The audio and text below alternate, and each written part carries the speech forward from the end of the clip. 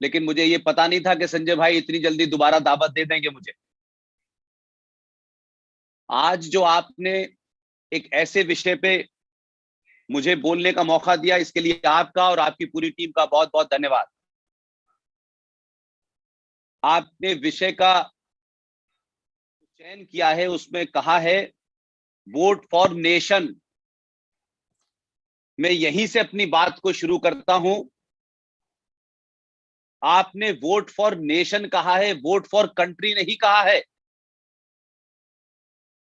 तो दोनों का अर्थ अलग है। जब हम कहते हैं देश, तो देश सरकार, न्यायपालिका, पुलिस, सेना, ये तमाम जितने भी संविधान के तहत चलने वाले इंस्टीट्यूशंस हैं, उनसे मिलाकर के देश बनता है और वो देश चलाते हैं। चलाने की हर एक की अलग अलग भूमिका है।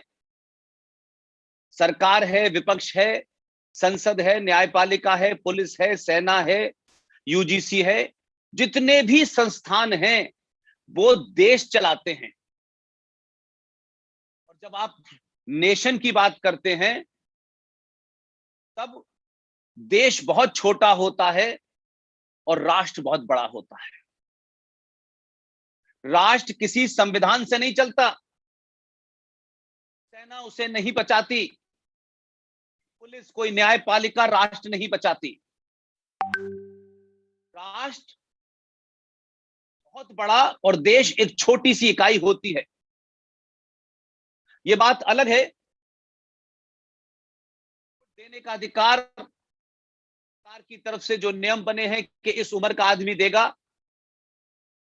इसका यह मतलब नहीं है कि जो लोग वोट नहीं देंगे उन्हें सरकार से सवाल पूछने का अधिकार नहीं है।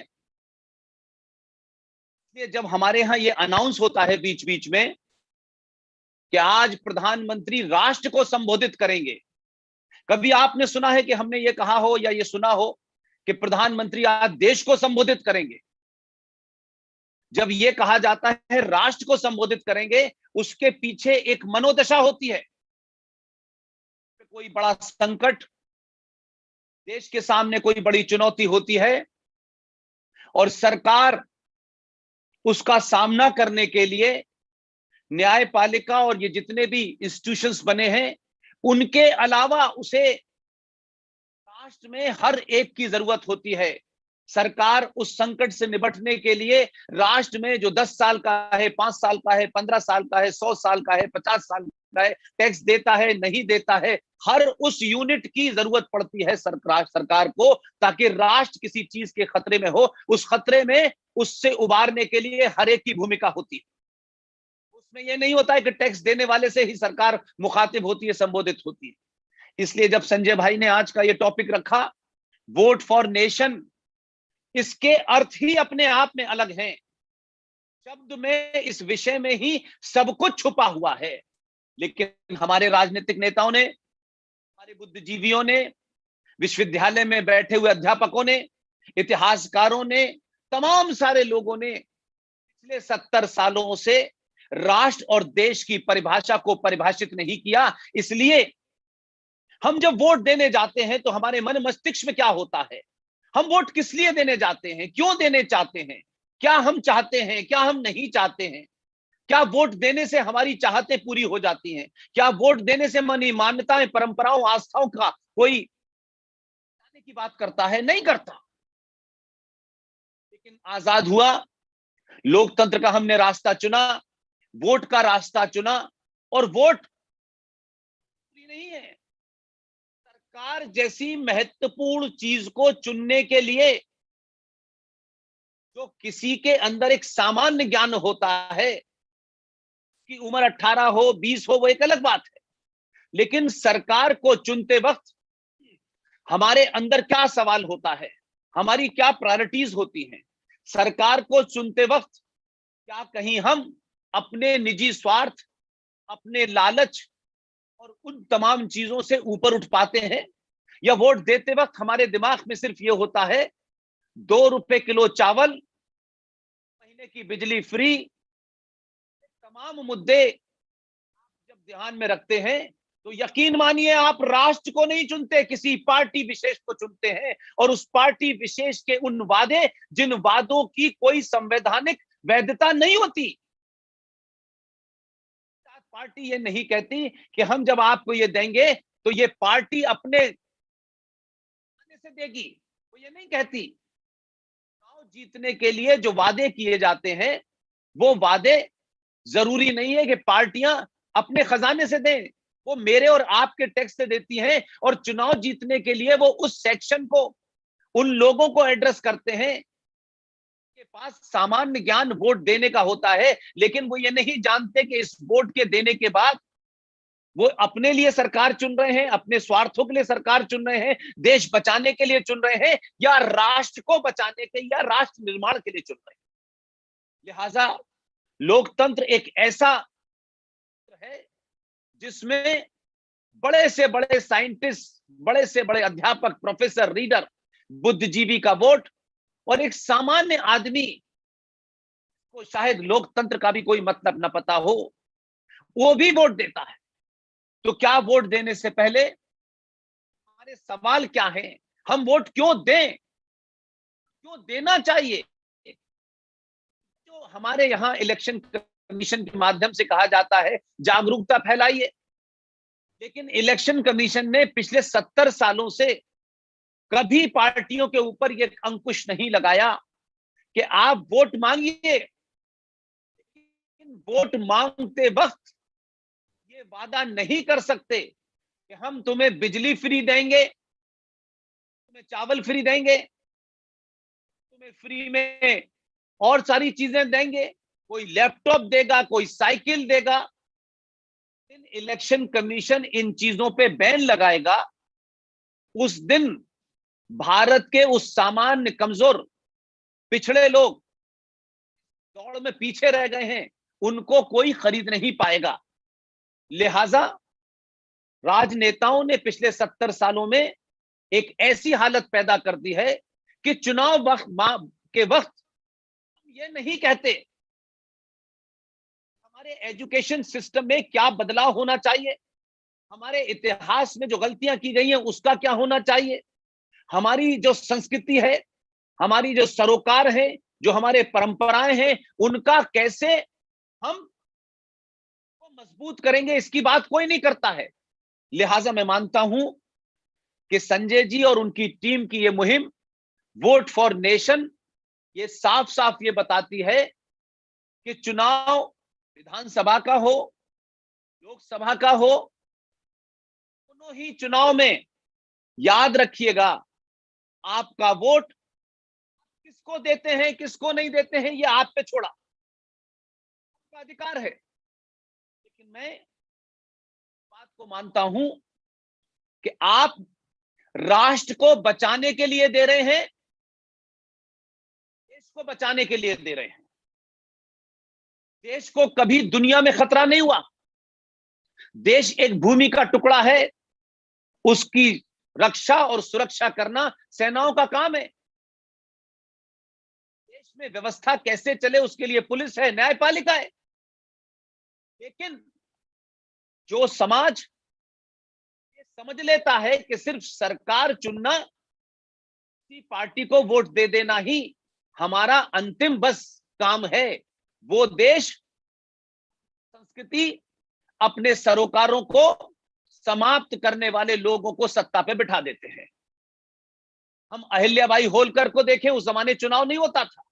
हम छत्रपति शिवाजी महाराज को देखें, वो तमाम सारे लोग सरकार भी चलाते थे, संविधान के हिसाब से चलाते थे, जो भी उस वक्त के नियम थे, लेकिन उनके मूल में यह होता था कि इस राष्ट्र की गौरवशाली गाथा, इस राष्ट्र की गौरवशाली इतिहास, उसकी संस्कृति को कैसे बचाया जाए। समाज में ऐसे लोग थे, अहिल्याबाई होलकर महाराष्ट्र, इंदौर, उन्होंने अपने राज्य में न्याय व्यवस्था का स्थापित की, वहां एक सिस्टम चलाया, लेकिन वहां से चल के बनारस के उन मंदिरों का जीर्णोद्धार भी किया। यह है सरकार बनाने के बाद उस राष्ट्र की खोई हुई पहचान को स्थापित करने वालों के लिए आप वोट दे रहे हैं। आप वोट इसलिए दे रहे हैं कि सरकार बनेगी तो मेरी जाति को रिजर्वेशन मिलेगा, मेरे कुछ लोगों को फायदा होगा, मैं फ्री में अपने लोगों को साइकिल बांटूंगा, किसी को कोई और चीज दूंगा। तो जब आप अपने इस हित के लिए देते हैं तो यकीन मानिए कि इस वोट का कोई अर्थ नहीं होता। इसलिए वोट फॉर नेशन में सबसे पहले मेरी सबसे अपील है कि घर से जब भी वोट देने जाएं, वो अपने मन में इस बात को ध्यान में रखें कि हम 5 साल देश की सत्ता पे किन लोगों को उन किन कारणों से और किन बुनियादों पे बिठाने जा रहे हैं।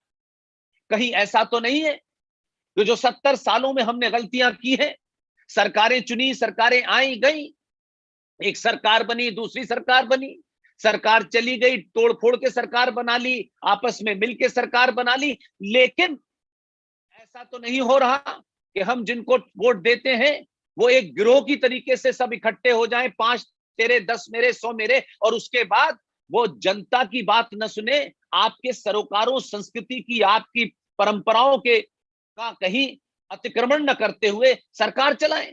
ऐसा तो हुआ नहीं, तो हम तो लगातार यही देख रहे हैं। लेकिन मानता हूं कि राष्ट्र है, इसलिए देश टूटते रहते हैं। देश कई बार टूटा है, भारत भी कई बार टूटा है। अफगानिस्तान बना, इंडोनेशिया निकल गया, श्रीलंका चला गया, पाकिस्तान बना, बांग्लादेश बना, लेकिन राष्ट्र आज भी जीवित है। ये राष्ट्र को चलाने की जिम्मेदारी समाज की होती है, और एक कायर, डरपोक और एक लालची समाज जब सब कुछ लालच की बुनियादों पर तय करता है तो उसे वही सरकारें मिलती हैं जो आपको खरीदती हैं और आपके सरोकारों और आपकी आस्थाओं को कुचलती हैं, क्योंकि सरकार पे बैठने के बाद उनकी प्रायोरिटीज दूसरी हो जाती हैं। मैं ये मानता हूं कि आज वोट फॉर नेशन के माध्यम से सबसे पहली शर्त यह है, लोग भी देश विदेश में संजय जी के इस कार्यक्रम से जुड़े हुए हैं, वो अमीर हैं, गरीब हैं, वो अपार्टमेंट में रहते हैं, वो कमरों में बैठ के सुन रहे हैं, वो कहीं बाहर सुन रहे हैं, मेरी सबसे हाथ जोड़ के अपील है। आप सब जानते हैं मेरा किसी पार्टी, किसी संगठन से कोई लेना देना नहीं है, लेकिन फिर भी एक भारत के नागरिक होने की कारण, एक जिम्मेदार नागरिक होने के कारण सबसे पहले आपको वोट देना ही है। वोट देना इसका मतलब है कि आपने जिसको वोट दिया है उससे आपको सवाल करने का अधिकार है। लिहाजा जब वोट का हम हिंदी में ट्रांसलेशन करते हैं तो कभी कभी मुझे शक होता है। हम कहते हैं मतदाता, नहीं मत का दान करने वाला। जब मतदाता ने मतदान कर दिया है तो फिर दान करने वाली बात पे आप सवाल नहीं पूछते हैं कि बदले में मुझे क्या दोगे।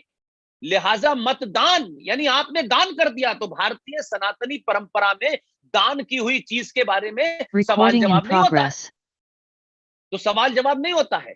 लिहाजा मैं मानता हूं कि आप इसे मतदान जब कहते हैं तो फिर आप भूल जाइए।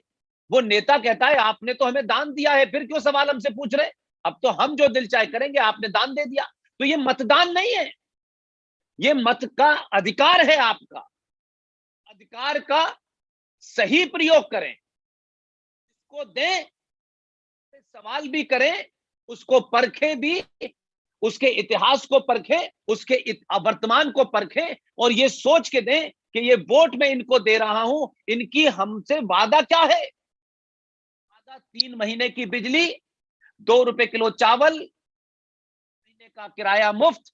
क्या ये सिलसिला चलता रहेगा? क्या भारत राष्ट्र के लोगों को, जिनकी हजारों साल की परंपरा है, संस्कृति है, जिन्होंने दुनिया को इतना ज्ञान दिया, जब विश्व की अर्थव्यवस्था में हमारा 33% का कंट्रीब्यूशन था, हम वहां से निकले हुए लोग आज 2 रुपए किलो चावल की बात करते हैं। मेरी जाति को कितनी सीटें मिलेंगी, मेरी जाति का आदमी प्रधानमंत्री बनेगा, मेरी जाति का आदमी चीफ मिनिस्टर बनेगा। हम जब इन बुनियादों पर देते हैं तो इस यकीन मानिए कि हम ईमानदारी से राष्ट्र के चलाने के लिए नहीं देते, हम अपने स्वार्थों की पूर्ति करने वाले लोगों को वोट देते हैं।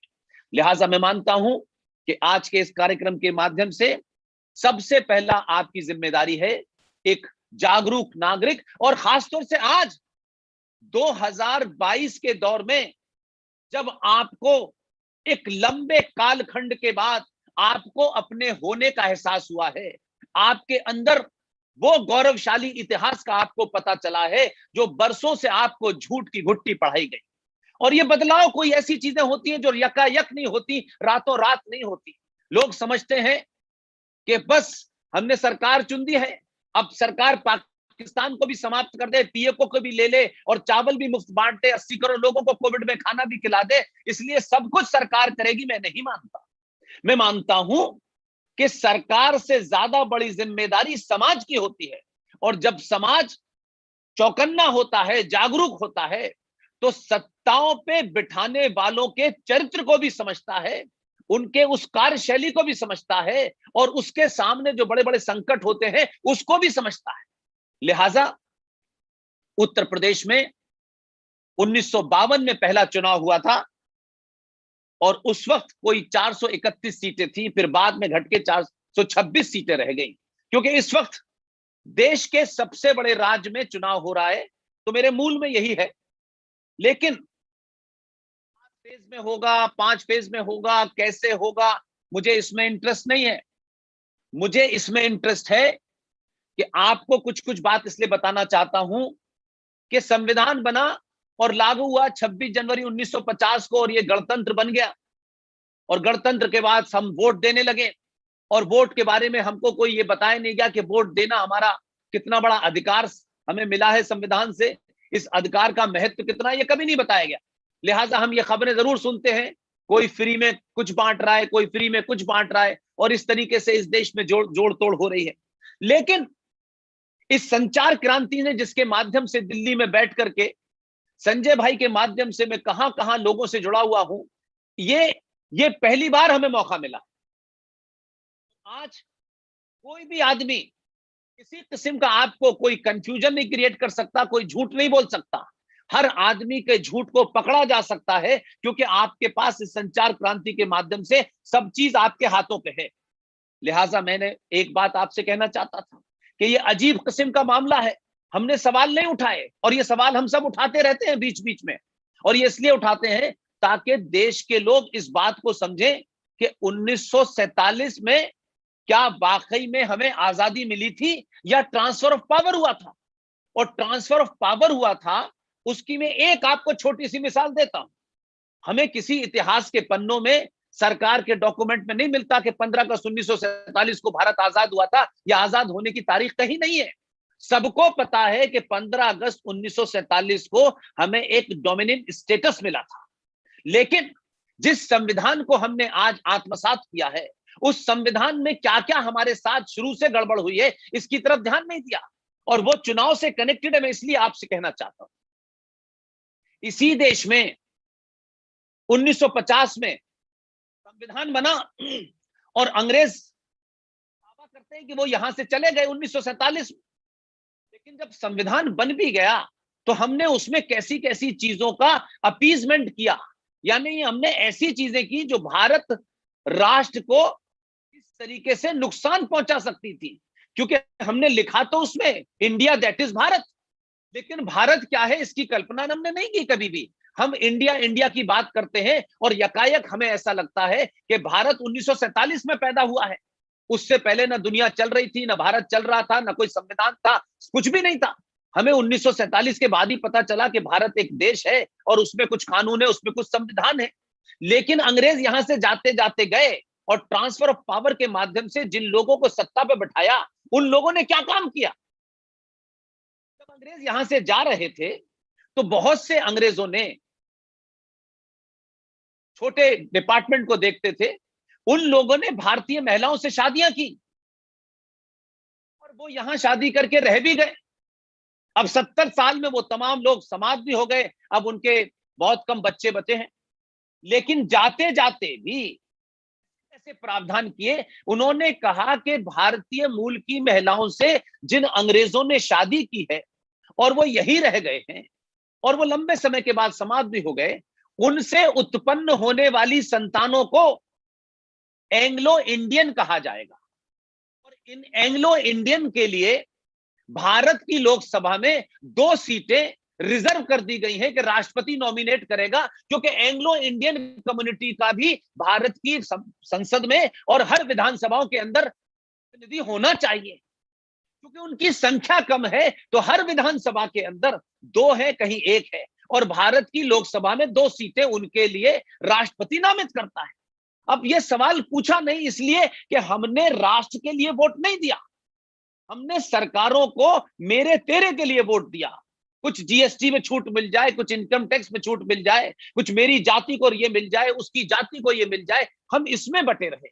इसलिए 2022 के भारत में जब संचार क्रांति के माध्यम से आज के युवा को सब कुछ पता है, इसलिए आपका वोट सिर्फ देश की सरकार चुनता है, मैं नहीं मानता।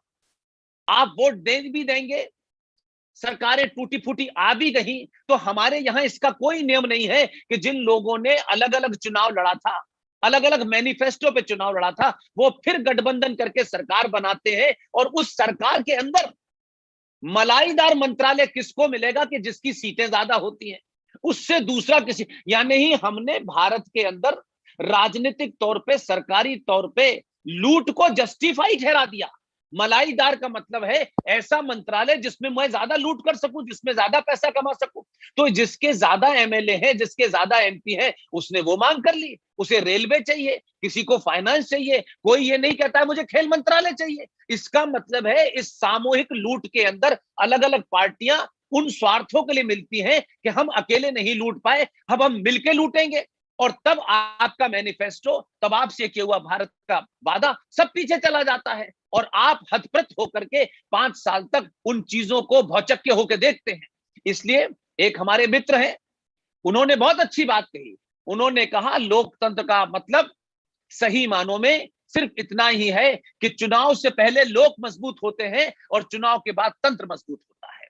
अगर आप चाहते हैं कि ये तंत्र मजबूत हो, तो राष्ट्र को बचाने के लिए हो, किसी पार्टी, किसी जाति, किसी मजहब विशेष के लोगों को बचाने के लिए तंत्र मजबूत ना हो, ताकि इस देश के अंदर अनारकी न फैले।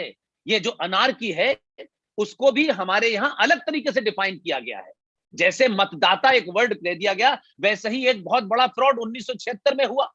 धर्मनिरपेक्षता, अगर धर्मनिरपेक्ष शब्द की सही मायने में अगर उसका अर्थ देखें, भारतीय कॉन्टेक्स्ट में देखें, भारतीय संस्कृति में देखें, हमारे साहित्य में देखें, तो धर्मनिरपेक्षता का मतलब है हर आदमी, वो सत्ता पे हो, व्यवस्था पे हो, माँ हो, बहन हो, पति हो, पिता हो, सब आदमी अपने कर्तव्यों का निर्वहन न करें।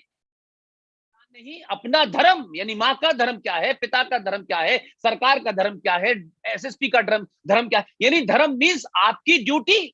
लेकिन हमें यह बताया गया धर्म माने आप अपनी पूजा पद्धति से निषेध हो जाएं, आजाद हो जाएं, ये बताया गया। तो ये जो कल्पना इसलिए हुई क्योंकि हमारे जागरूक लोगों ने कभी इन पे चर्चा नहीं की, इसलिए आज हम 70-72 साल के बाद भी वोट मांगने का पैटर्न वही है। झूठ बोलो, झूठे वादे करो, और इस देश को तोड़ने वाली शक्तियां इकट्ठी अगर हो जाएं, तो उनका वोट लेने के लिए भी अपने मत, जो आपका घोषणा पत्र होता है उसमें भी, यानी ये स्थिति इस देश में हम पहली बार देखते हैं कि इस देश में ऐसी ऐसी भी पार्टियां आई कि उन्होंने अपने मैनिफेस्टो में कहा कि हम सत्ता में आएंगे तो इस्लामिक आतंकवादी जो हमने पकड़ रखे हैं उनको छोड़ देंगे। यानी ही बेहयाई और बेशर्मी की लिमिट इस देश में ये आ गई, क्योंकि उनको मालूम है कि यहां लोग यादव है, बिहारी है, हिंदू है, ब्राह्मण है, ठाकुर है, इसमें बांटो और वोट लो और सत्ता में आ जाओ। फिर उसके बाद में आतंकवादियों को आप हवाई जहाज से लाइए, उनको बड़े बड़े पुरस्कारों से नवाजिए, फिर उनको आप और भी चीजें दीजिए। तो मैं ये कह रहा हूं, ये गति, ये स्थिति इसलिए बनी है कि ये जागरूकता का अभियान सिर्फ मतदान देने तक है, मतदान नहीं है। मैं कभी नहीं मानता कि ये मतदान है, ये मत का अधिकार है, इसका सही प्रयोग कीजिए। और जब आप वोट डालने जाएं तो आपके मन के अंदर राष्ट्र होना चाहिए, जिस राष्ट्र की कल्पना हजारों हजारों साल पुरानी है। उस राष्ट्र को, ये राष्ट्र नहीं रहेगा तो ये सरकार किसके लिए बनेगी? हमारे सरोकार नहीं रहेंगे तो ये सरकार किसके लिए हम बनाएंगे? तो मैं तो बहुत साफ तौर पे कहता हूं, मैं इसमें अपोलोजिस्टिक नहीं होना चाहता, क्योंकि अपोलोजिस्टिक होने का और पॉलिटिकली करेक्ट होने का समय निकल गया। अगर किसी को लगता है कि पॉलिटिकली करेक्ट होना ज्यादा जरूरी है, तो मैं कहता हूं कि पॉलिटिकली करेक्ट हो करके अगर राष्ट्र नहीं बचाया जा सकता तो पॉलिटिकली इनकरेक्ट हो जाएगी, क्योंकि मेरे लिए राष्ट्र इंपॉर्टेंट है। इसलिए हर चुनाव, वो छोटा हो बड़ा हो, और उस चुनाव के मुद्दे क्या हो, मैं नहीं जानना चाहता। ये मैनिफेस्टो से मुझे कोई लेना देना नहीं है। मैं सिंपल कहना चाहता हूं कि अगर आपको इतने सालों के बाद में एक मौका अगर ये मिलता है कि हम जब ये देखें कि भाई हम अपना मत कैसे दें और किन बुनियादों पे दें, तो हमारे साथ जो जघन्य अपराध हुआ है कि दुनिया में जितने भी राष्ट्र हैं संजय भाई, ये राष्ट्र कभी इस बात से कमजोर नहीं हुए कि उन्हें किसी ने गुलाम बनाया। दुनिया में हजारों देश गुलाम बने। राष्ट्र इस बात से कमजोर होते हैं कि जब वो आजाद भी हो जाते हैं तब भी गुलामी का इतिहास उन्हें पढ़ाया जाता है। ये सबसे बड़ी चीज होती है जिसके कारण आने वाली जनरेशन भी उस गुलामी से बाहर ही नहीं निकलती हैं। लिहाजा मैं ये मानता हूं कि आज कम से कम हमारे देश में, मैं बहुत वोकल हूं इस मामले में। आप सब जानते हैं कि मैं राष्ट्र के सामने किसी को भी माफ करने के लिए तैयार नहीं हूं, वो कोई भी हो। अगर राष्ट्र को के खिलाफ कोई है तो ना वो इस देश का है, ना वो इस राष्ट्र का है, फिर वो गद्दार है और उसे भारत की धरती पर रहने का कोई अधिकार नहीं। उसकी मान्यताएं क्या है, परंपराएं क्या है, मुझे इससे मतलब नहीं है, लेकिन इस राष्ट्र की शक्ति को, पहचान को, परंपराओं को, उपासना के खिलाफ जाकर के कोई ये कहे कि ये मेरी पहचान है। पहचान आपकी घर तक है, पहचान आपकी स्कूल में नहीं हो सकती, पहचान आपकी सड़कों पे नहीं हो सकती, और आपकी पहचान के कारण आप सड़कों पे खड़े होकर के लोगों के रास्ते में चलने के मजहब का इस्तेमाल करके नहीं रोक सकते। इसलिए राष्ट्र को ध्यान में रख करके, ये राष्ट्र क्या था क्या है, आज दुनिया में हजारों लोग बोल रहे हैं। इस संचार क्रांति के माध्यम से दुनिया के तथ्य बाहर निकल के आ रहे हैं, और यही तथ्य जब निकले तो लोगों को पता चला कि भारत का प्रधानमंत्री कौन था। ये दुर्भाग्य है कि एक आदमी अपनी पार्टी का अध्यक्ष इलेक्टेड नहीं बन पाया। पार्टी के 15 राज्यों ने उसे एक भी वोट नहीं दिया, वो देश का प्रधानमंत्री बना। और उसी दौर में, उसी गुलाम भारत में या उसी यूनाइटेड भारत में एक अकेला आदमी पार्टी को छोड़ के चला गया। उस आंदोलन से उसके मतभेद हो गए, विदेश गया, दुनिया भर में घूमा, और उसने 21 अक्टूबर 1943 को भारत की आजादी की घोषणा कर दी। ब्रिटिश सत्ता को हिला दिया, ब्रिटिश सरकार की चूलों को हिला दिया, और दुनिया के 11 राष्ट्रों ने उसको मान्यता दी। हमसे अगर पूछिए कि अगर हम कायर और लालची ना होते, डरपोक ना होते, तो जो शख्स अपनी पार्टी के 11-12 वोट न ले पाया उसको प्रधानमंत्री हमने देखना पड़ा, और जिसने दुनिया के 11 राष्ट्रों का भरोसा जीता उसको हमने भारत का पहला प्रधानमंत्री नहीं मांगा। इसलिए आज आपके सामने सवाल ये खड़ा होता है कि ये जो कुछ भी बदलाव हम सब देख रहे हैं, ये बदलाव एक तो होता है सरकारी, सरकार ने कोई योजना लागू कर दी, सरकार ने कोई नई योजना दे दी, सरकार ने सड़कें बना दी, सरकार ने हवाई जहाज चला दिए। ये सड़कें, ये हवाई जहाज हजारों साल तक बनते बिगड़ते रहेंगे। सड़कें पहले भी बन रही थी, कुछ कच्ची बन रही थी, कुछ खराब बन रही थी, अब अच्छी बन रही है। सड़कें बननी चाहिए, यानी हमारा जो लेवल है वो इतना नीचे ना आ जाए कि हम सरकार चुने सड़क बनाने के लिए। सड़क तो बननी ही चाहिए। हम सरकार चुनते वक्त ये ध्यान में रखें कि हमारे साथ जो जघन्य अपराध हुआ है कि हमसे कहा गया कि आप 15 अगस्त 1947 को आजाद हो गए, और आजादी के बाद कानून के तहत बनारस में बाबा विश्वनाथ के ऊपर एक इस्लामिक आतताई आतंकी का छाया लगातार पिछले 500 सालों से था। हमने 500 साल तक इंतजार किया और हमने कोई हथियार हाथ में नहीं उठाया। हम इतनी ताकत में भी थे, हम सरकार में, सेना में, पुलिस में होने के बावजूद भी हमने कहा कि हमें कानून से ही अपनी जगह चाहिए। लिहाजा अफसोस कि हमारे इतिहासकारों ने लिखा, जिन्होंने हमें कुंठा हमारे अंदर भरी, इतिहास को तोड़ा, हमारी संस्कृति को तोड़ा। हमें यह बताया गया कि ये जो विश्वनाथ के मंदिर को तोड़ करके जहां एक मस्जिद बना दी गई है, उस मस्जिद का नाम रखा गया ज्ञान व्यापी मस्जिद। और ये ज्ञान व्यापी मस्जिद आधुनिक भारत के सेकुलरिज्म का जीता जागता मिसाल बताई गई कि ज्ञान, पहला तो कंट्रोवर्सी मुझे यही लगती है कि ज्ञान और मस्जिद ये दो अलग अलग चीजें हैं। लेकिन अगर मान भी लीजिए थोड़ी देर के लिए, तो भाई मेरे ये मुझे बताओ, ये ज्ञान व्यापी मस्जिद भारत में सेकुलरिज्म की सबसे बड़ा स्टेचू बना दिया और कहा कि इसी को मानिए और जब जब इसे देखिए तो अपने पूर्वजों पे शर्म करिए। अगर इतिहास बदलना है, राष्ट्र बनाना है, तो वोट ही नहीं देना, वोट देना है और वोट देने के बाद लगातार इस बात का दबाव बनाना है कि हमने आपको वोट सड़क देने के लिए नहीं दिया। सड़कें बनती रहेंगी, बिगड़ती रहेंगी, टूटती रहेंगी, कोई फर्क नहीं पड़ता है। जब तक हमारी आस्थाओं के केंद्र अगर ठीक नहीं रहेंगे तो हमारी आने वाली नस्लों को यह पता नहीं होगा हम हैं कौन, हमारे पूर्वज कौन थे, हमारी आस्थाएं क्यों थी, हमने दुनिया को क्या दिया।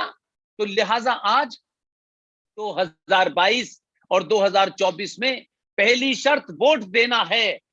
वोट देते वक्त आप इस बात के लिए ध्यान रखें कि ये वोट हम सिर्फ कोई जिम्मेदारी पूरी नहीं कर रहे हैं, बल्कि इस दौर में जब अलग अलग लालच के माध्यम से, अलग अलग प्रलोभन के माध्यम से, अलग अलग वादों के माध्यम से जब लोग आपसे वोट मांग रहे हो, तो आप इस बात को बैठ करके उसका निष्कर्ष निकालें, उसकी एनालिसिस करें कि भाई हम वोट देने क्यों जा रहे हैं, और वोट देने जा रहे हैं तो हमें क्यों जाना चाहिए, और अगर हम वोट नहीं दे रहे तो हमारे वोट न देने से कितना बड़ा इस राष्ट्र का अहित होने वाला है। और फिर हमें उस शिकायत करने की कोई हमारे पास कोई सवाल नहीं रह जाता, हम सवाल करने लायक नहीं है।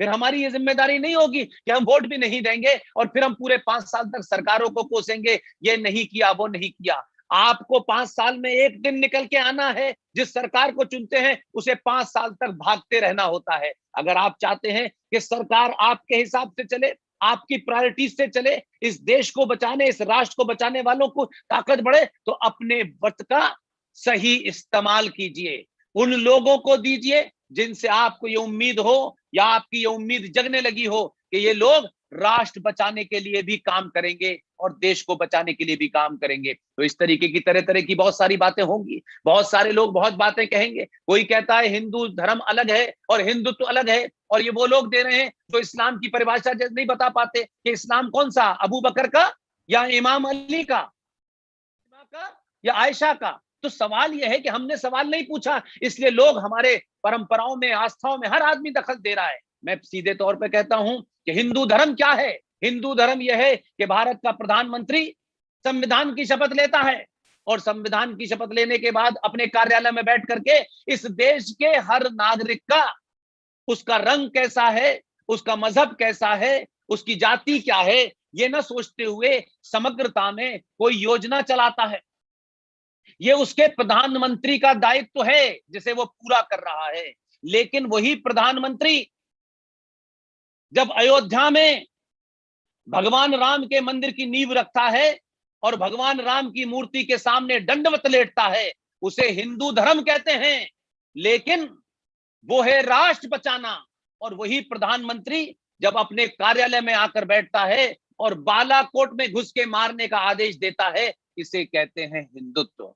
इसलिए लोगों को साफ समझ में आ जाना चाहिए कि अब आप भटका नहीं सकते। 70 सालों से धर्मनिरपेक्षता के नाम पे हमें भटकाया गया, फिर गलत नारे बढ़ाए गए, सारे धर्म बराबर हैं, ये दुनिया का सबसे बड़ा झूठ है। फिर एक और नारा चला, क्योंकि हमें सुनी सुनाई बातों को करने का बड़ा शौक है। हमें कहा मजहब नहीं सिखाता आपस में रखना, हिंदी है हम वतन है हिंदुस्तान हमारा। जिस आदमी ने लिखा था वो पाकिस्तान का सबसे बड़ा नेशनल शायर है। और ये दुनिया का सबसे बड़ा सच है कि मजहब ही हमको आपस में बैर रखना सिखाता है। ये मजहब ही है जो कन्वर्जन करता है, ये मजहब ही है जो गर्दन काटता है। वो चाइना में नहीं काटता, वो ऑस्ट्रेलिया में काटता है, वो फ्रांस में काटता है, वो श्रीलंका में काटता है, वो बांग्लादेश में काटता है, वो उत्तर प्रदेश में काटता है।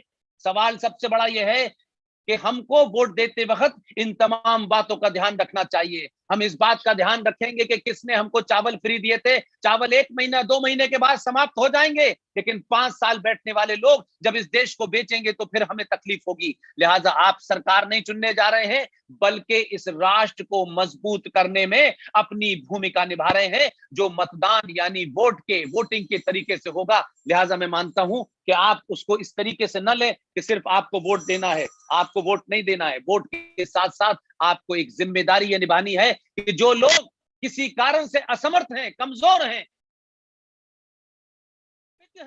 आपको अपने साथ लोगों को लेके जाना है और उनसे ये नहीं कहना है कि वोट किसे देना है। आपको वोट दीजिए ताकि कम से कम आप वोट देने जाएं तो कल आप ये सवाल तो पूछ सकें कि हमने वोट तुम्हें दिया था, तुमने हमारे साथ क्या धोखा किया, और हमने वोट जिन्हें दिया था उन्होंने आपके साथ क्या धोखा नहीं किया था। लिहाजा इससे देश की एक सेवा भी होगी और इस देश के अंदर, लोगों के अंदर राष्ट्र को लेकर एक चेतना भी होगी। लिहाजा मैं ये मानता हूं कि एक नहीं कई ऐसे काम इस संविधान के माध्यम से हुए हैं। अजब गजब संविधान है भारत का। कहा जाता है कि भारत एक सेकुलर देश है, हमने मान लिया क्योंकि हमारे पास तो कोई और काम है नहीं।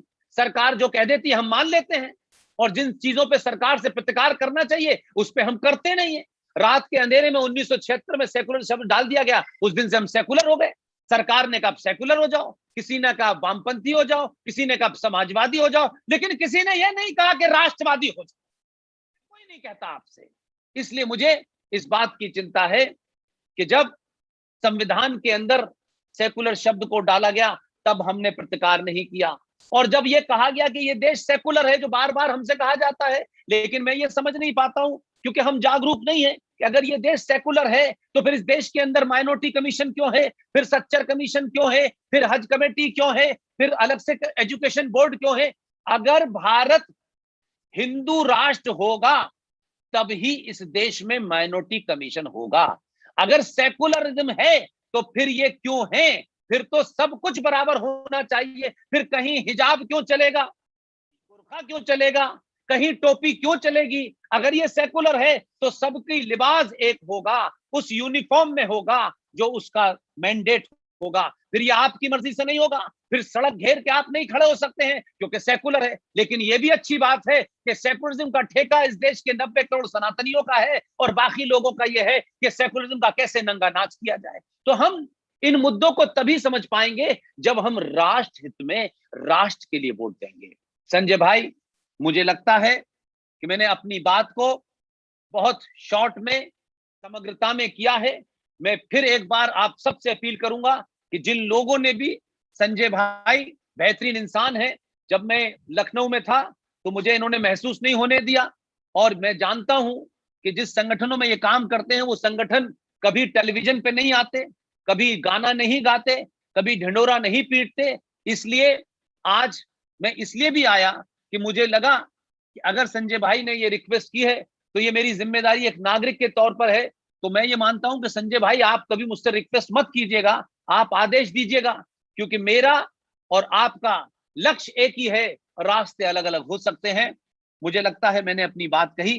तमाम सारे लोगों से फिर एक बार अपील करूंगा कि ये युद्ध है और इस युद्ध में आपको भागीदार बनना है, और आप भागीदार नहीं बनेंगे तो जो विजेता होगा वो फिर आपके साथ जो करेगा, फिर आपको शिकायत करने की कोई, मैं समझता हूं कि आपको शिकायत करने की कोई मैं समझता हूं कि आपको कोई मौका नहीं मिलेगा और फिर आपकी शिकायत जायज भी नहीं होगी। लिहाजा 5 साल में एक दिन आप अगर अपने घर से निकल करके वोट देने, सरकार चुन रहे हैं आप,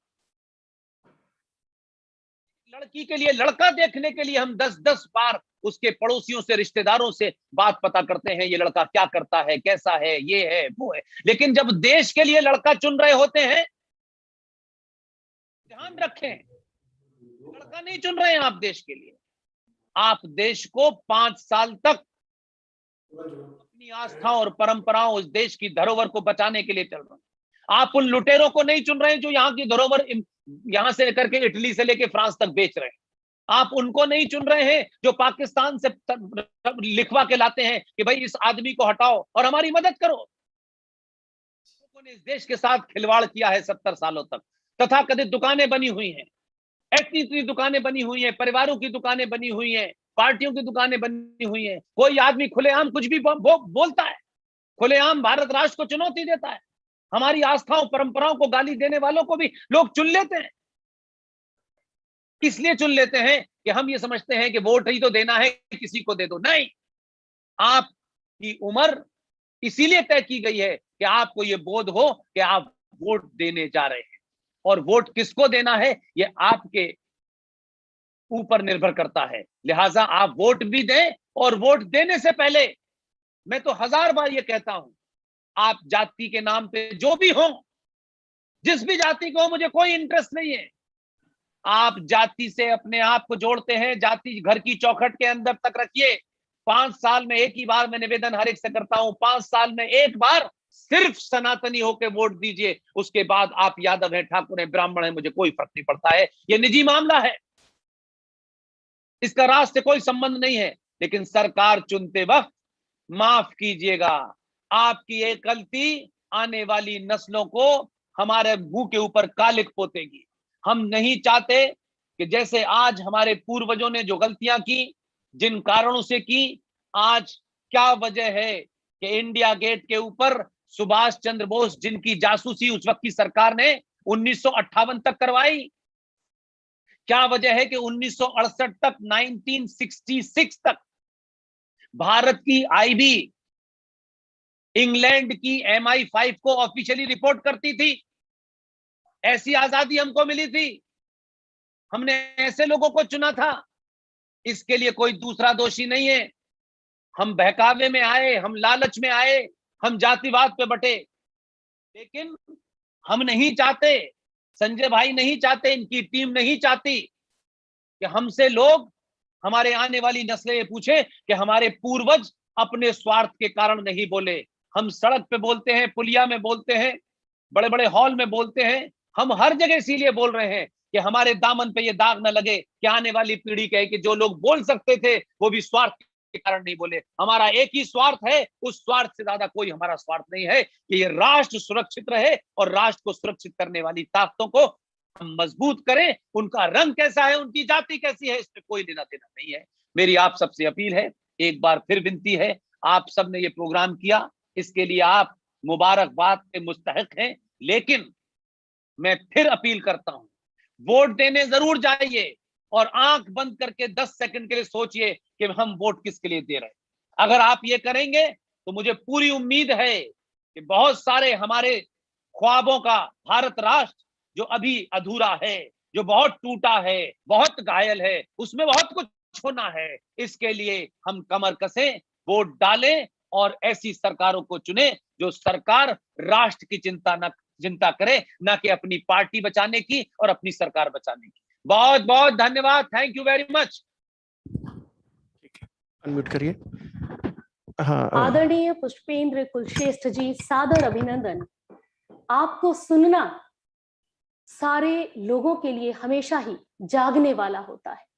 आप ये जो जगाने का कार्य करते हैं, उसके लिए हम आपका बारंबार अभिनंदन करते हैं। और इन कुछ पंक्तियों के साथ आज आपने जो इतनी बातें कही, उनका निचोड़ इस आभासी पटल पर हमारे साथ पूरे देश में, गुजरात, बंबई, लखनऊ, दिल्ली, जगह जगह के जो हजारों और लाखों लोग जुड़े हुए हैं, आपकी सारी बातों का निचोड़ इन कुछ पंक्तियों में अपने पटल पर रख रही हूं।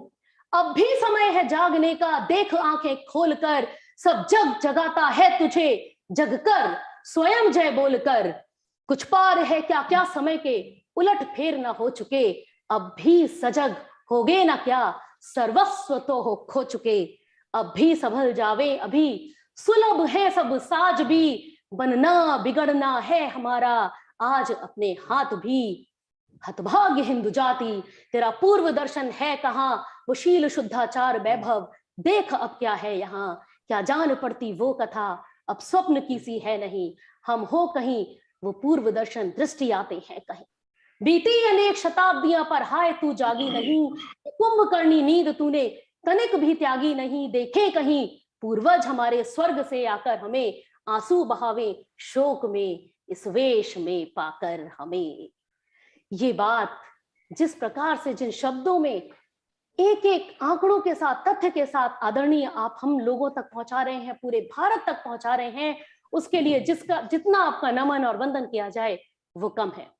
अब मैं इस पटल को अपने सभी लोगों के लिए खोल रही हूं, और अगर किसी का भी कोई भी प्रश्न है जो हमारे आदरणीय मुख्य वक्ता से करना चाहता है, माननीय आपका स्वागत है। अपना प्रश्न अगर आप करना चाहते हैं तो अपना हैंड रेज करिए, हमारी टीम आपको सामने लेकर आएगी। किसी का भी कोई भी प्रश्न। कोई प्रश्न करना चाहता है? अपना बच्चे को देख लीजिए। हाँ, अब देख लो कौन उठा रहा है तो उसको ओपन कर। किसी भी सदस्य का, जो हमारे साथ इतने लोग जुड़े हैं, किसी का भी कोई भी प्रश्न हो तो कृपया आप अपने आप को अनम्यूट करिए। दीदी मैं रिक्वेस्ट करूंगा यहाँ से आकाश मिश्रा जी, आप अपने आप को अनम्यूट करिए। आकाश जी मैंने रिक्वेस्ट भेजी है, अनम्यूट करिए। जी भाई साहब अनम्यूट हो गया। आप प्रश्न करिए अपना।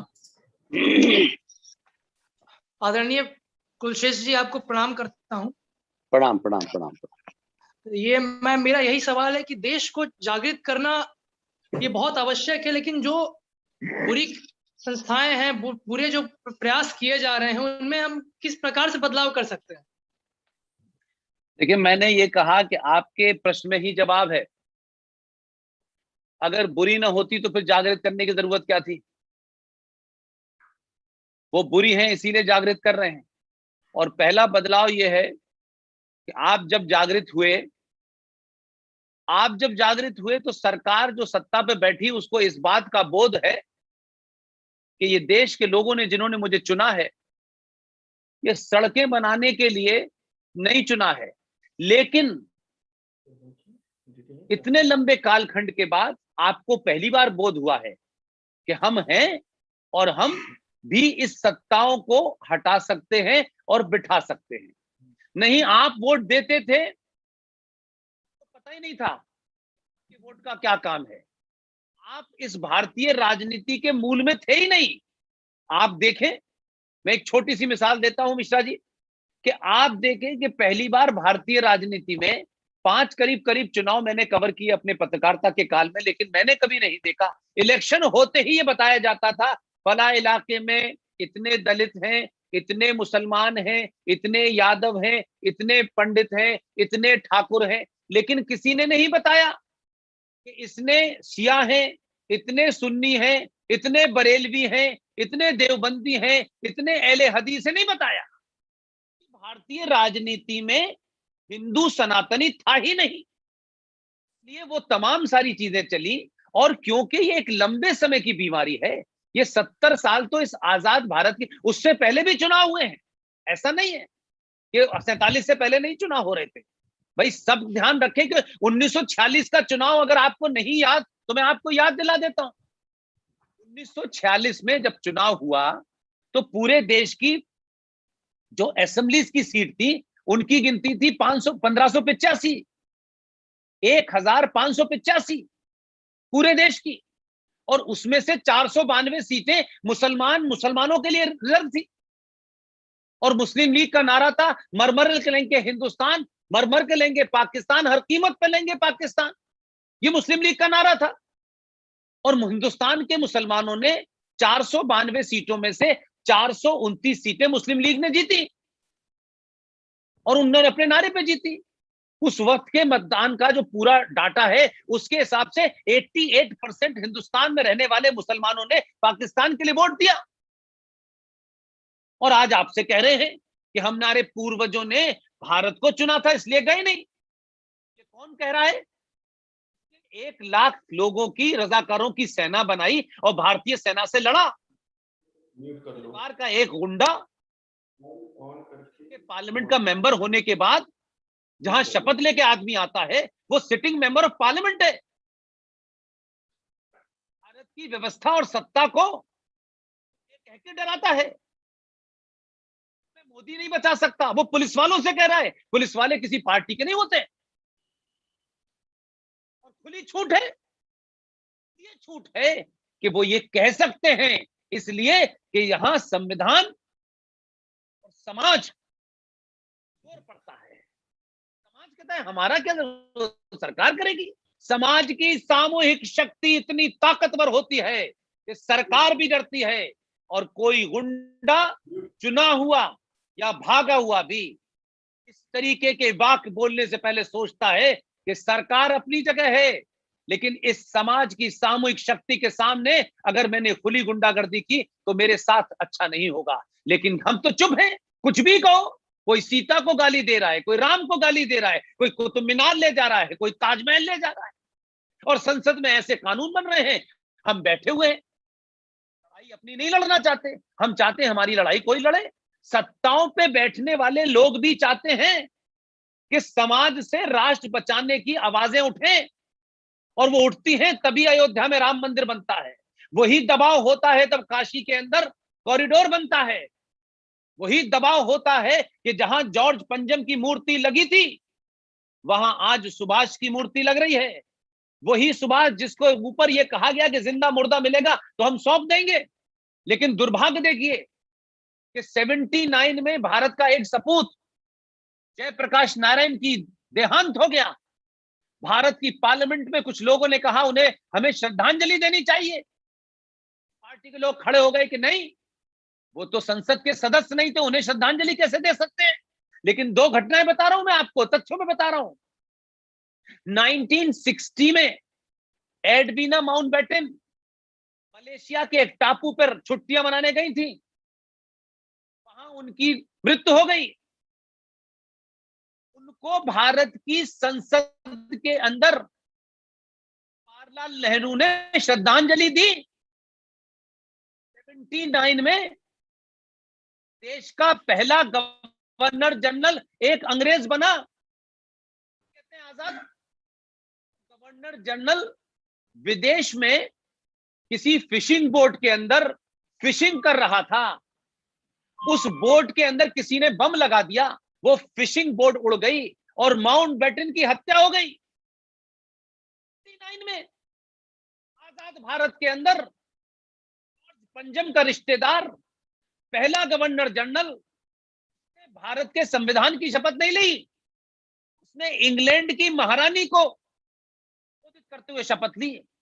उसके 79 में उस दुर्घटना में मरने के बाद लॉर्ड माउंटबेटन के लिए भारत की सेनाओं की टुकड़ी भेजी गई सलामी देने के लिए। ये हमारी, आप जो बात कह रहे हैं ये बदलाव तभी होगा, और बहुत सारे लोग इसलिए कम होंगे फिर खत्म होंगे। आप एक ही दिन में एक ही बार में सब कुछ सत्ता से कहेंगे तो नहीं होगा। जिस दिन मैं बार बार कहता हूं राष्ट्रवादी ताकतों की सामूहिक शक्ति में, आप सिर्फ एक दिन करके तो देखिए।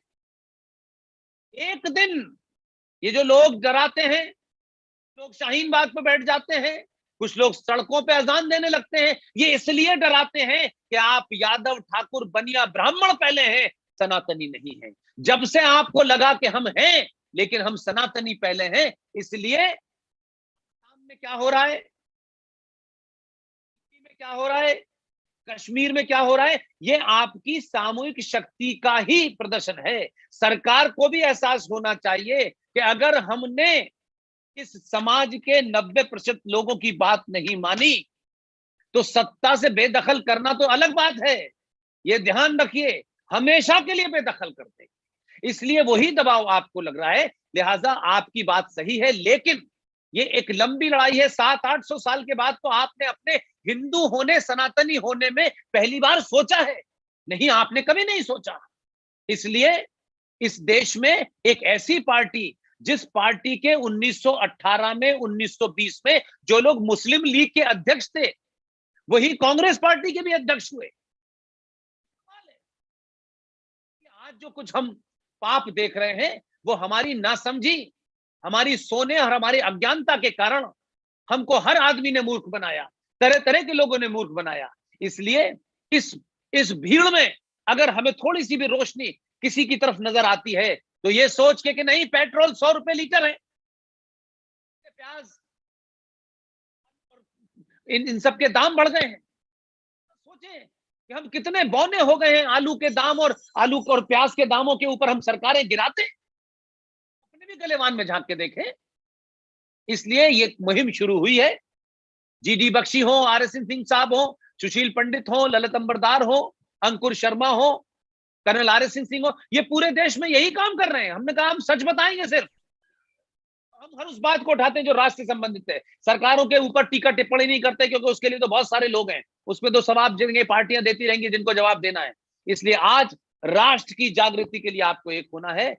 मिश्रा भाई, आकाश भाई, आप अपना काम लगन से करते रहिए। अकेले नहीं है, कई हजार लोग आपके साथ खड़े हो जाएंगे। एक बार सिक्का तबीयत से आसमान में उछालिए, करोड़ों लोग आपके साथ खड़े हो जाएंगे। जी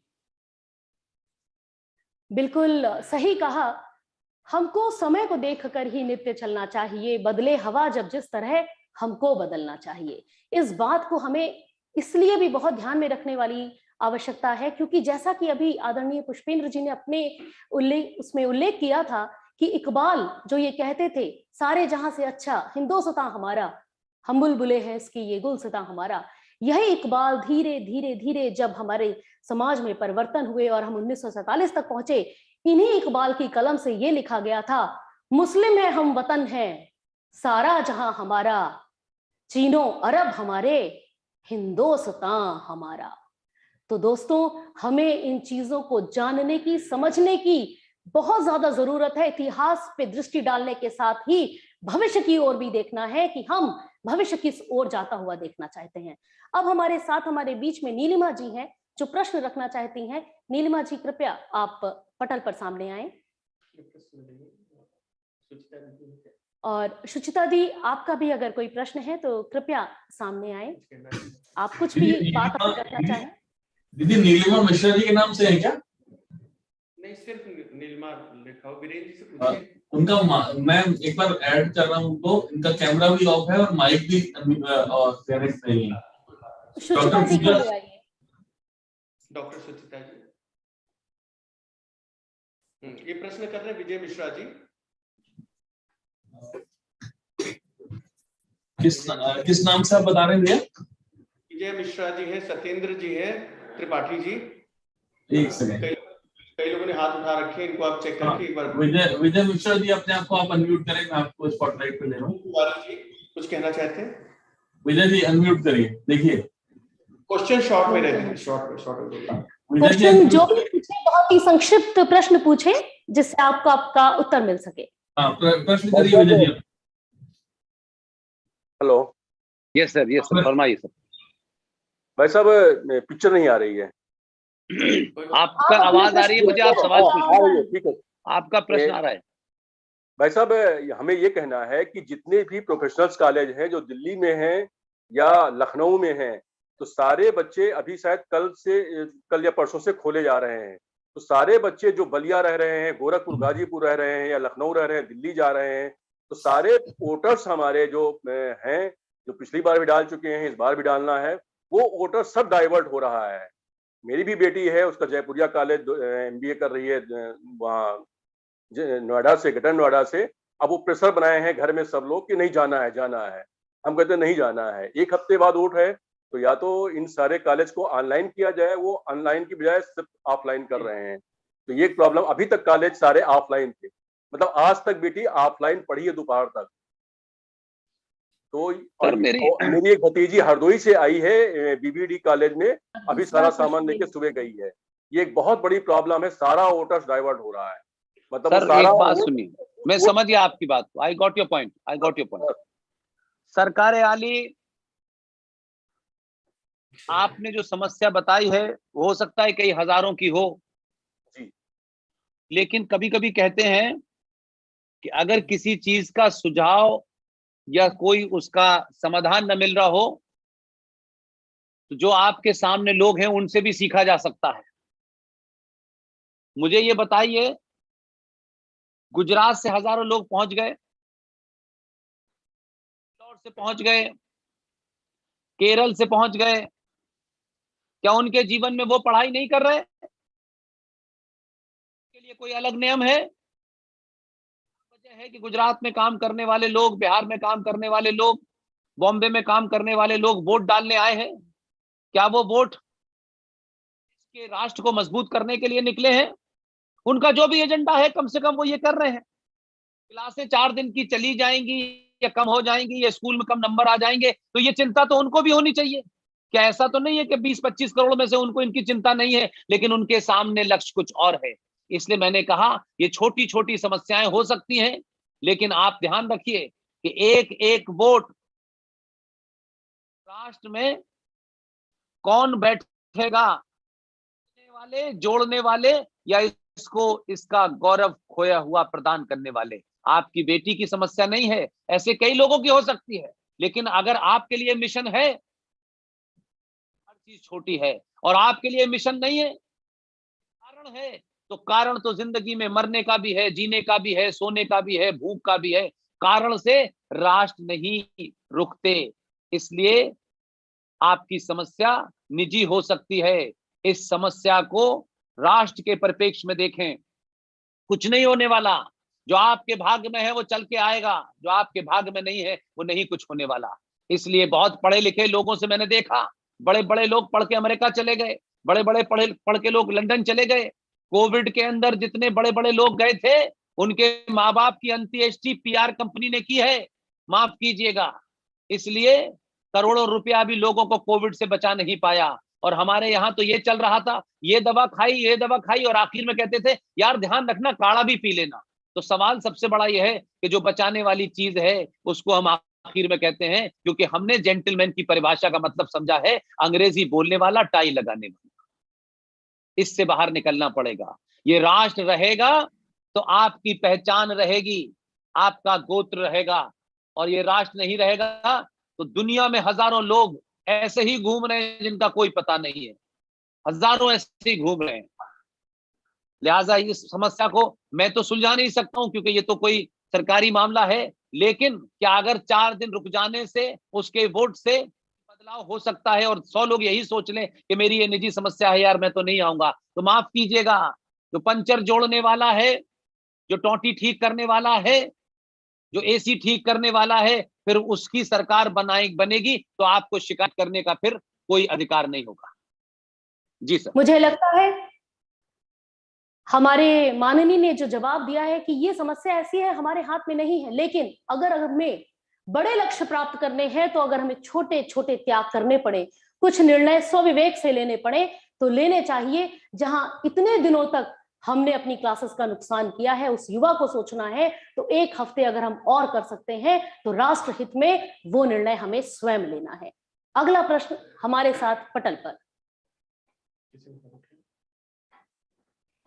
दीदी, डॉक्टर पूजा सिंह जी ऐड हैं और कई बार काफी देर से रिक्वेस्ट कर रही हैं, उनके यहाँ कोई बैठा है, प्रश्न करिए। आपके साथ हमारे इतने लोग जुड़े हैं जी, प्रश्न रखिए। कुलसेठ जी नमस्कार, मैं अजीत कुमार लखनऊ से, और राष्ट्रवाद के बारे में आपने जो हमें बताया और बहुत ही हम लोगों को बल मिला, और मैं ये जानना चाहता हूं कि जो अलग आप बता रहे हैं, हम लोग तो काफी सीनियर हैं और इस सोसाइटी में रहते हैं, बच्चों को कैसे हम लोग प्रेरित करें जिससे कि उनमें अभी से राष्ट्रवाद की बात जो आप हम बुजुर्गों को या बड़े लोगों को बता रहे हैं वो उनमें जागृत हो। देखिए साहब, मेरा मानना यह है कि बच्चे की एक साइकोलॉजी होती है, और ये मैं इसलिए कह सकता हूं कि जब हम बहुत छोटे थे तो हमारे घर पे इंग्लिश का अखबार आता था, और ये बात मैं आपको अलीगढ़ की बता रहा हूं। तो हमारे पिताजी अखबार पढ़ते थे, तो अब हमको अंग्रेजी नहीं आती, हमको अखबार पकड़ने की तमीज नहीं थी, लेकिन क्योंकि पिताजी पढ़ते थे तो हम अखबार को पकड़ के ऐसे बैठते थे जैसे हम पढ़ रहे हैं। पढ़ना हमको एक लाइन नहीं आती, एबीसीडी भी नहीं आती होगी, लेकिन वो एक टेम्परामेंट हो गया कि अखबार पिताजी पढ़ते हैं तो हमें भी पढ़ना है, और पढ़ने के लाइन पे हमको एक लाइन नहीं पता। तो घरों के अंदर जो आपके संस्कार हैं, आपकी मान्यताएं हैं, जो आपकी आस्थाएं हैं, जो परंपराएं हैं, वो देश का संविधान तय नहीं करेगा, वो घर का पिता, वो घर की माता तय करेगी। और जब आप उसे करेंगे तो आपका 5 साल का बच्चा वो इनवाइव करेगा। अब आप सोचिए कि उस बच्चे को दिन भर तो आपने सिखाया, उसके जन्म लेने से पहले तो आपने सेंट मैरी स्कूल में आपने रिजर्वेशन करा दिया है, तो आप आपको कॉन्वेंट में बच्चा पढ़ाना है, घर के पिताजी को पैसा कमाना है, सुबह पिताजी बच्चे के उठने से पहले चले जाएंगे, रात में उसके सोने के बाद आएंगे, तो घर वाले फादर के पास टाइम नहीं है। और जहां आपने उसे भेजा है वहां बिना शादी के हुए एक फादर है, वो दिन भर उसके जहन में जहर घोल रहा है। अब आप चाहते हैं कि आपने स्कूल भेज दिया है, ट्विंकल ट्विंकल स्टार आपने पढ़ा दी है, और उसके बाद वो बच्चा अच्छे नंबर लाएगा, अंग्रेजी बोलेगा और फिर एक बड़ी सी नौकरी प्राप्त करेगा। जब आपके मन मस्तिष्क में इस किस्म का भविष्य है, तो फिर उन संस्कारों को कैसे जानेगा, फिर राष्ट्र की परिभाषा कैसे जानेगा, फिर राष्ट्र को नहीं जानेगा तो अपने दायित्व को कैसे समझेगा। तो ये लड़ाई बीच में से नहीं शुरू हो सकती है। ये लड़ाई आपको तब शुरू होगी जब आप अपने घर में अपने बच्चों के साथ डिस्कशन करें, बात पे डिस्कशन करें और उनकी भाषा में करें। ये का मतलब बेटा होता क्या है, ये 2022 के बाद जो भी दुनिया में चौथा युद्ध होगा वो नैरेटिव का युद्ध होगा, स्लोगन का युद्ध होगा, वो नारों का युद्ध होगा। लोग हथियार से नहीं आएंगे। आपके घर में बैठे हुए 4 बच्चे अपने माँ बाप, अपने धर्म, अपनी आस्था और परंपराओं के खिलाफ आप ही से आर्गुमेंट करेंगे, और आपके पास समय नहीं है, तो वो फिर शाहीन बाग वालों की सुनेगा, आपकी नहीं सुनेगा। इसलिए पैसा कमाना, गाड़ियां खरीदना, 4 मकान करना, इवन हमने तो अपनी बेटियों की शादी इतनी कठिन कर दी है कि उस बेटी के लिए संकट हो गया है। हमने खुद ही ऐसी परंपराएं बना दी। हमको सोचना चाहिए कि हम कहां से चले थे, कहां आए।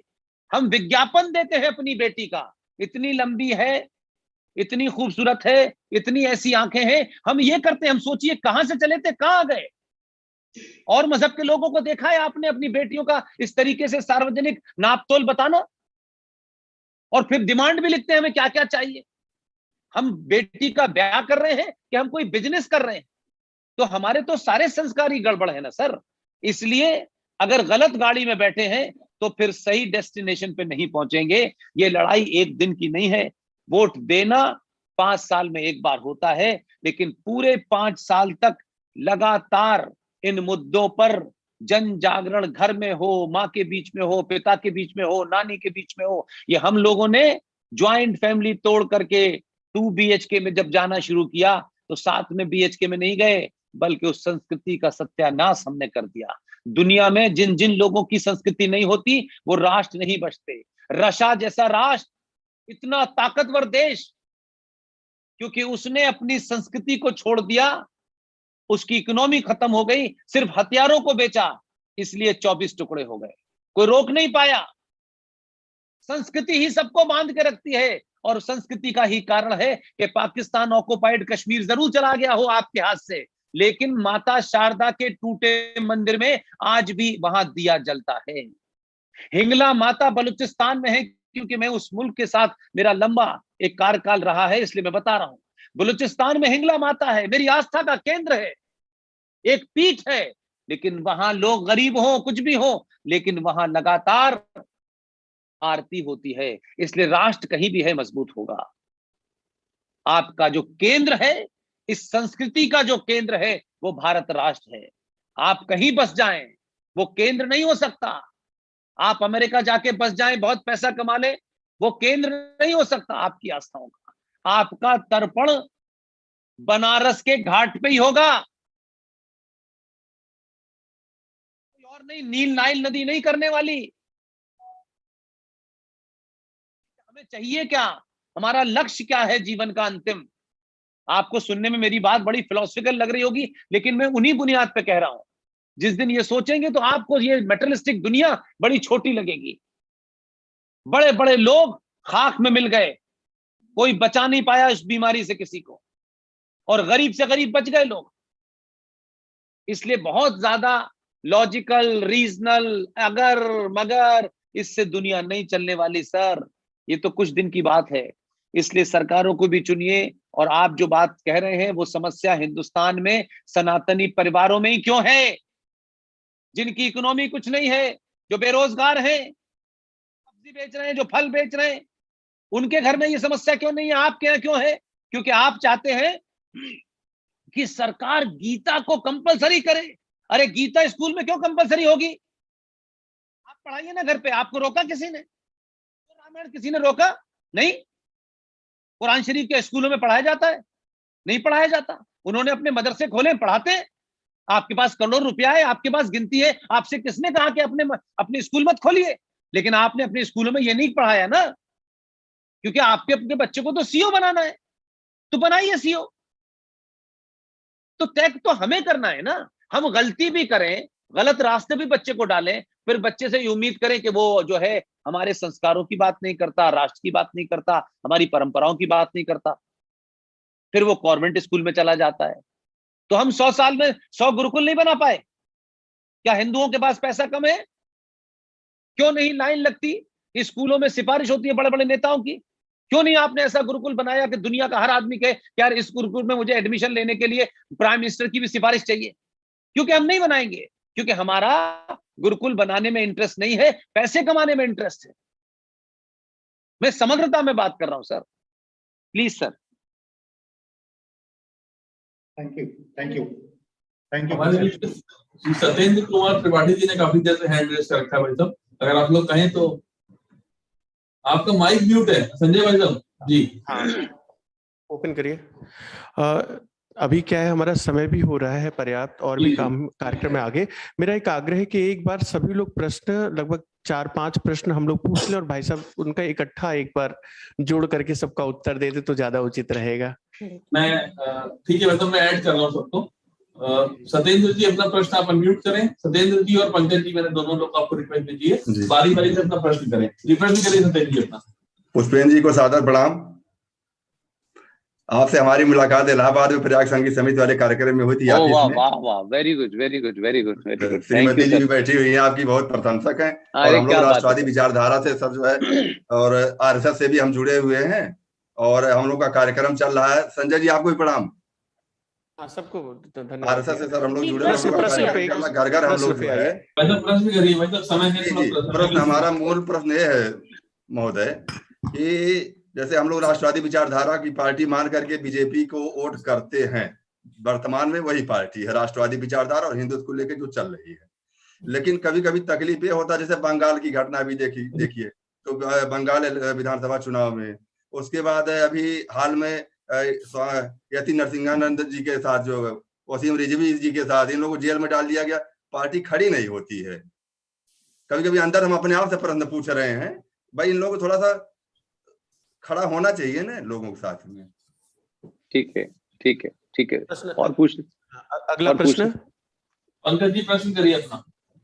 मेरा प्रश्न ये है, जैसे अभी राष्ट्रवादी या वोट फॉर नेशन के लिए बात हो रही, जब ये बात लेकर हम जाते हैं अपनों के बीच में, तो दूसरे के लिए या अन्य पंथों के लिए हम क्या बात कर रहे हैं? जो हमारे बीच के लोग होते हैं, सबसे पहले वही टोकना शुरू कर देते हैं, वही ज्ञान देने लगते हैं। इनके बीच में हम कैसे जाएं? क्योंकि दूसरे से अपेक्षा करना तो उतना जायज नहीं है, लेकिन जब अपने साथ के लोग ही बाधक बनते, तब क्या करना चाहिए? जी भाई साहब, बहुत धन्यवाद। देखिए त्रिपाठी जी और पंकज भाई, आपका ये बहुत बेसिक प्रश्न है, और ये प्रश्न मतलब मेरे हिसाब से बड़ा कॉमन है। लेकिन मैं फिर एक बार आपसे बात कहूंगा, भाई साहब आप इस बात को क्यों नहीं मान रहे कि आप 700 साल के बाद पहली बार जागे हैं, और जो लोग सोए थे या जिन कारणों से सुलाया गया था, उस अफीम से भी अभी लोग बाहर नहीं आना चाहते, क्योंकि उनको लगता है कि जो व्यवस्था उन्होंने बना ली है, 6 कमरे का मकान 2 गाड़ियां, वो समझते हैं कि हम इससे बिखर ना जाएं, कहीं गड़बड़ ना हो जाए, कहीं बड़ी मुश्किल से हमने खड़ा किया है। इसलिए उन लोगों को लगता है कि देखिए साहब, हमें सबके साथ रहना है और सबकी बात करें, और आप इसकी बात क्यों कर रहे हैं, उसकी बात क्यों कर रहे हैं? तो आप क्यों ये मान के चल रहे हैं कि ये बोध 5 साल के अंदर सरकार बदलने से हो जाएगा? सरकार हम नहीं रहेंगे, मैं इस बात से कन्विंस हूं, पब्लिकली सार्वजनिक मंचों से कहता हूं कि जीवन में कभी किसी सत्ताधारी या विपक्ष की पार्टी के पास जाने, उसके पार्टी के ऑफिस जाने की कोई इच्छा नहीं है। इतना ही है कि हम अपने जीते जी वो काम जो हम कर सकते हैं, जो हमारी ताकत में है, कौन सुनेगा कौन नहीं सुनेगा, कितने बदलेंगे कितने नहीं बदलेंगे, ये सोचे बगैर करें, और ये माने कि धारा 370 हमारे सामने नहीं लगी थी, 35A हमारे सामने नहीं लगा था।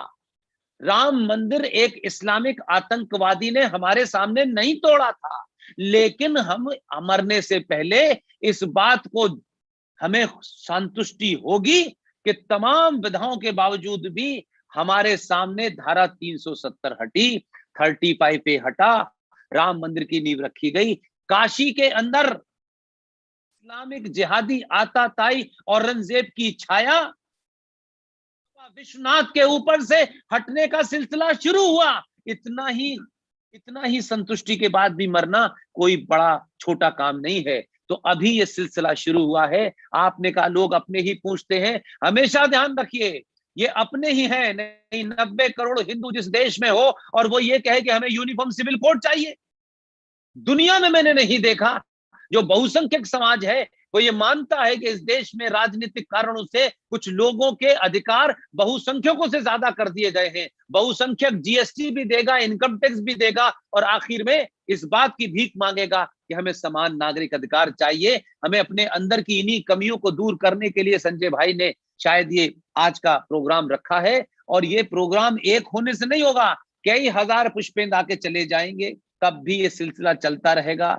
लेकिन इस सिलसिले को निरंतर चलाना ही हमारी जरूरत है। हम ये कहें कि हमने सुबह भाषण दिया था, शाम को असर हो गया और परसों सब कुछ भारत राष्ट्र हिंदू घोषित हो गया, ऐसा नहीं होने वाला। जो चीज जितने लंबे समय में बिगड़ती है उतना ही लंबा समय लगता है उसे ठीक होने में। अभी तो सिर्फ कुछ कुछ होना शुरू हुआ है। आपने अपने आप को सनातनी कहना शुरू किया है। आपने सेकुलरिज्म का आपके कंधे पे जो हाथ रखा था, आपने कहा इसे अब हटा लीजिए, हमारा कंधा दुख गया है। उसी से लोग परेशान हैं। आपने कहा कि हमसे बदतमीजी मत करो, तो लोग कहते हैं आप इंटॉलरेंट हो गए हैं। इसलिए मैंने कहा भगवान राम भी इंटॉलरेंट थे और भगवान कृष्ण भी इंटॉलरेंट थे। दोनों ने आताताई, दंगाई, जिहादी, अधर्मियों के खिलाफ रखी, दर्शन उठाया। भगवान राम उस समुद्र से विनय कर रहे थे, उससे उससे उससे उससे एक तरीके से हाथ जोड़ के रास्ता मांग रहे थे, नहीं दिया उसने। सही बाण उन्होंने चढ़ाया, ने रास्ता दे दिया। ऐसा नहीं हो सकता कि आप बहुत आदर्शवादी हैं तो समाज आदर्शवादी है। आदर्शवाद होगा तब समाज में सब कुछ आपको वही लगेगा जो होगा। ये समाज आदर्श नहीं है। यहाँ लुटेरे, चोर, डकैत सड़कों पे घूम रहे हैं, पार्लियामेंट में पहुंच रहे हैं। सोचिए कि places of worship act Bharat जैसे देश में ही बन सकता है, जिस देश में 90 करोड़ लोग रहते हों, उनकी आस्थाओं के केंद्र मंदिर हो। आपकी राजनीतिक स्वार्थों ने किसी पार्टी को यह बाध्य कर दिया कि 25 से 26 करोड़ लोगों की उनकी सामूहिक शक्ति ने देश में सत्ता में बैठे हुए, पार्लियामेंट में बैठे हुए इतने सारे हिंदू एमपीओ को, अलग अलग पार्टी के थे, मजबूर कर दिया कि उन्होंने प्लेसेस ऑफ वर्शिप एक्ट बना करके इस देश के 40,000 मंदिरों के बारे में कहा कि जिनकी स्थिति, जिनको तोड़ करके मकरों में, कब्रों में बदल दिया गया है, उनकी स्थिति 15 अगस्त 1947 को जो थी वही रहेगी, अब उसमें कोई बदलाव नहीं होगा। हमारे बहुसंख्यक होने के बावजूद भी पार्लियामेंट में यह हुआ, वक्फ बोर्ड का कानून पास हो गया कि भारत की धरती पे अगर वक्फ बोर्ड के लोग ये कहेंगे कि ये जमीन हमारी है तो उन्हें सबूत नहीं देना और हम खामोश बैठे रहे। चाहे कोई पार्टी हो, उस पार्टी के लोग अगर उसे नहीं रोक पाए थे तो कम से कम जन जागरण करके इस देश के 90 करोड़ हिंदुओं में से 10 करोड़ को बता देते तो आपके खिलाफ भारत की पार्लियामेंट में कानून न बनते। इसलिए आप ये सोचें कि आज आप जाग गए हैं, मैं जागना नहीं बता रहा हूं, बल्कि अभी आपको पहली बार होश आया है कि हम जग जाएं। अभी जगने में लंबा समय लगेगा। बहुत लोग सोए हुए हैं, बहुत लोग आपसे कुतर करेंगे, वो अपने स्वार्थों में लिप्त हैं, इसलिए अपने स्वार्थों से वो निकलेंगे। जब तक कश्मीर बना, बंगाल बना, उत्तर प्रदेश के 23 जिलों में आप ना के बराबर हैं। इस देश के 29 राज्यों में से 9 राज्य में आप अल्पसंख्यक हो चुके हैं, आपको पता ही नहीं चला। आप अपनी दुनिया में खोए हुए हैं। इसलिए जिसको पंचर पुत्र कहते हैं वो अपने एजेंडे पे लगा हुआ है। वो चाहे बहुत बड़ा साइंटिस्ट हो, वो चाहे पंचर जोड़ रहा हो, चाहे सब्जी बेच रहा हो, उसे अपने लक्ष्य का पता है। आपको अपने लक्ष्य का पता नहीं है। आप समझते हैं सरकार बना दी, एक पार्टी को जिता दिया, बस यही है। नहीं, पार्टी बिठाना बनाना एक छोटा सा कार्य है। 90 करोड़ सनातनी जिस दिन सड़क पे 5% निकलेंगे, मुस्लिम लीग की भी सरकार इस देश में बन जाएगी, झुक जाएगी आपके सामने, आपके चौखट पे नाक रगड़ेगी। एक बार अपनी सामूहिक शक्ति का प्रदर्शन तो करिए। 2014 में आपने अपनी शक्ति का 1% प्रदर्शन किया है, इसलिए इस देश में वीर बालक दिवस भी 26 तारीख को बन रहा है और 23 जनवरी से सुभाष चंद्र बोस के जन्मदिन से 26 जनवरी भी बन रही है। ये बदलाव आप समझते हैं, मैं समझता हूं कि अगर मुझसे कोई ये कहे कि मैं मानता हूं ये बदलाव ऐसे हैं जो हजारों साल तक रहेंगे, और जब नाम आएगा तो लोग कहेंगे उस वक्त संजय जी जीवित थे, उस वक्त पुष्पेन जी जीवित थे, उस समय त्रिपाठी जी जीवित थे, ये उनके सामने हुआ था, उनकी क्या भूमिका थी, लोग पूछेंगे। हमारी भूमिका क्या है क्या नहीं है, लेकिन हमारे बच्चों को इस बात की खुशी होगी कि ये सही समय पे सही बोले, अपने स्वार्थों से ऊपर उठ के बोले। इसलिए ये समस्याएं सॉल्व नहीं होंगी जो आप कह रहे हैं, चलेंगी, लेकिन इसे रुकना नहीं है। निरंतर करते रहिए, लगातार करते रहिए, बिना इस बात के कि आज वो नहीं माना। जो नहीं मानेगा कोई बात नहीं, करोड़ों लोग साथ आएंगे। हम देखते हैं हजारों लोग साथ आए थे, नौकरी छोड़ी तो हमको भी ऐसा लगता था कि पता नहीं हमारी कोई बात सुनेगा नहीं सुनेगा। इसलिए जब हमने बोलना शुरू किया, यही वजह है कि संजय भाई ने कहा कि आपको बोलना है, हमने कहा आ जाएंगे। हमारे बोलने से अगर 0.001% भी फर्क पड़ता है, और मैं लगातार बोलने से अगर 1% फर्क पड़ता है, तो आपको यकीन मानिए इसी बैठ करके बिना पानी पिए आप जितनी देर तक कहेंगे मैं उतनी देर तक बोलूंगा।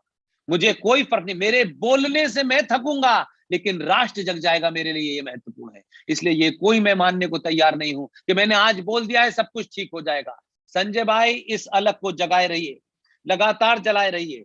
आप कौन है, किस संगठन से है, ये मेरे लिए कतई महत्वपूर्ण नहीं है, लेकिन आपने ये विचार सोचा कि मेरे बोलने से शायद कुछ आवाज दूर तक जाएगी, शायद लोगों को समझ में आएगा। अगर ये समझते हैं, ये अपने आप में मेरे ऊपर एक आपका भरोसा है। मैं रोज बोलूंगा, लगातार बोलूंगा, और मैं कल भी बोल के आया यहाँ दिल्ली में, परसों मथुरा में बोल के आया, मैं फिर जा रहा हूं। मुझे सिर्फ यही करना है और कुछ नहीं करना। वो रिजल्ट क्या आएगा क्या नहीं आएगा वो देखें, लेकिन मैं अपना कार्य जो मेरे हाथ में है उसे पूरी ताकत से करने की कोशिश कर रहा हूं। किसी से शिकायत नहीं करता, न किसी से ये नहीं दिया, उसने मुझे वो नहीं मिला, इसकी मुझे कोई चिंता नहीं है, क्योंकि मैं सब कुछ 25 साल के कैरियर को छोड़ के आया हूं, और ये मेरा वादा अपने आप से है। मेरे लोग भी मेरी बात सुनेंगे तब भी मैं बोलता हूं, 5 लोग सुनेंगे तब भी बोलता हूं, और 5 करोड़ सुने तब भी बोलता हूं। मेरी बातों में कभी फर्क नहीं होता कि मैं शक्ल देख के अपने चीजें बदलता हूं। मेरी बात वही है, जहां से चला था वही है, और आज इस देश के अंदर ऐसे बहुत सारे लोग सच सुनना चाहते हैं,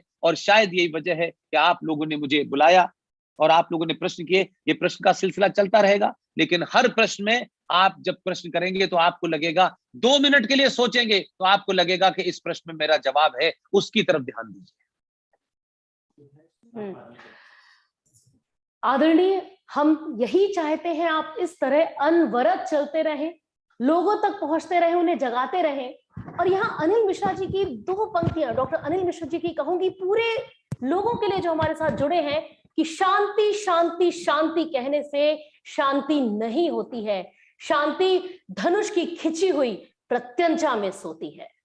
जिस दिन हम लोग ये बात समझ लेंगे कि शक्ति, अगर हमने अपनी शक्ति को साध लिया, उसी दिन हमारी विजय सुनिश्चित हो जाएगी।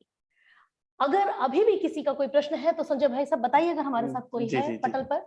संजय भाई, संजय भाई, जो हमारी बहन कह रही हैं शांति के बारे में, शांति मांगने से तो घरवाली जो शांति होती है वो भी नहीं आती है काम पे। अगर जिन्हें शांति चाहिए वो बीच बीच में शक्ति का प्रदर्शन करते रहें। शक्ति का प्रदर्शन करेंगे तो शांति स्थापित होगी, और सिर्फ शांति की पूजा करेंगे, मनोकामना करेंगे तो काम वाली शांति भी नहीं आने वाली। सहमत? ठीक है, तो